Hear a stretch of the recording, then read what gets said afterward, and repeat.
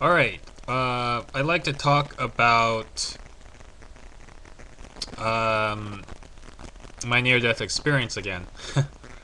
I think it's kind of a key though, because the near-death experience for me was definitely an educational experience. And I use it as a base of reality. So I use it as a base to sort of interpret this world through that perception.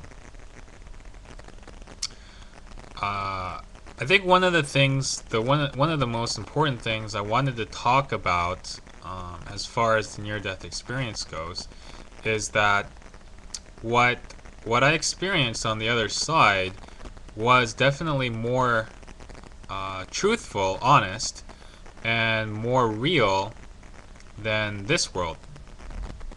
So this world is definitely a dream world compared to the other side. And I definitely gave a lot of examples in my past videos about how this world is, this illusion is created. Another thing on the other side is that when you think about something, it automatically appears. So your thoughts generate your reality right away. So if you think that you're in a certain place or a certain time, or you think of an object, that will appear immediately. Because, as a rule, there is no time. I repeat, there is no time. Time itself is not only an illusion, but time is something that we manufacture. It's something that we have created and invented to keep humanity in slavery. That's right. Time has been invented, created, and manufactured to keep humanity in slavery. Anyways, that aside, on the other side, there is no time. It is timelessness. So there's timelessness on the other side. Everything happens all at once. That's right. Everything happens all at once. And this can be disconcerting from the viewpoint of most human beings on this planet. I don't know if this type of perception can even be imagined by most people in this world, because they dictate their whole lives based on a calendar and a watch or a clock. But in reality, like I said, I'll stress this one more time, is that there is no time, and everything is all happening all at once. Okay, so now that we got that part clear, the second part that I wanted to really stress is that, like I said, the mind creates everything, but where does this energy come from to create everything? The mind is sort of like the projector, but where does the actual electricity come from? Well, the electricity, or the energy, whatever energy you may call it, comes from the heart. That's right. The feelings are still intact on the other side. So you bring your feelings with you. The feelings and the mind are linked, but they're both in their own separate ways. So another thing that I wanted to stress is that feelings are the most important on the other side. They are the most important. That is the most important thing to navigate the other side, death. So you must pay attention to your feelings. On the other side, you may create whatever you want instantaneously, instantly, but you must pay attention to your feelings. They are the seed of God. The feelings, the heart, is where this loving force, the electricity, resides.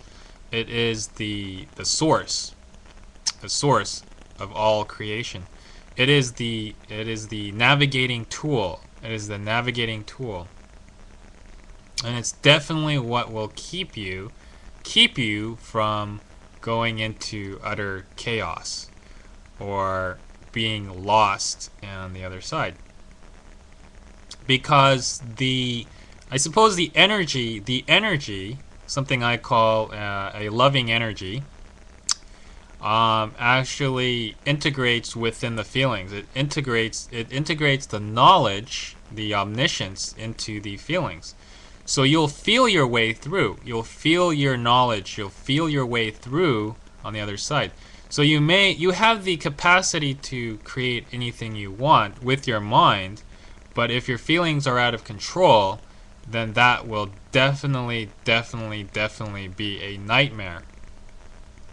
Definitely a nightmare, both on the other side and in this world. The feelings are probably the most important thing you must pay attention to.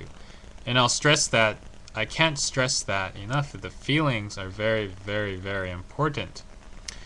The mind is very important as well. It's always good to have plenty of knowledge, but knowledge, the accumulation of knowledge is not important.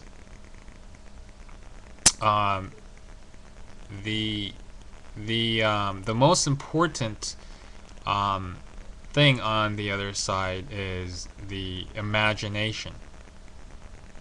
Yep, that's right. It's the imagination. Because like I said, you create instantaneously, and you create anything you want on the other side. So the imagination is far more important, because the more imagination you have, the more you can create, and the more in detail you can create. And so as the inner imagination in your mind, so goes your reality. So it's very important to have an unlimited imagination. And again, this energy on the other side, this mind of God, has unlimited imagination, and is far more imaginative than all the human beings on this planet combined. All the universes and all the worlds in the universe combined. It is far more imaginative, because it thinks in unlimited dimensions, and it thinks in unlimited worlds, and it thinks in unlimited universes. So there's two things that I really stressed. If I put them in order, their feelings are the most important. The feelings are the most important. They are what carries the energy, what I call the loving force. And in this energy there is an omniscience, and that is where the interpretation of the omniscience will come from, through the feelings. So you'll navigate through the feelings. Now you'll have to navigate through this world through your feelings too. It works in both worlds. It works in this world as well, the navigation of the feelings. The second thing that's the most important is to control your thoughts and your imagination. Imagination is highly important, but to control your thoughts. And the third thing is, I think the last thing, and I don't really stress this at all, is all the knowledge that you or every human being on this planet has accumulated in the past millions of years is useless. That's right. It's useless. All the knowledge, every single knowledge that every single human being, man, woman, child on this planet have accumulated is useless on the other side. It is useless. So what are the two most important things? It's your feelings, and it is your imagination. Because again, you'll create new worlds and new dimensions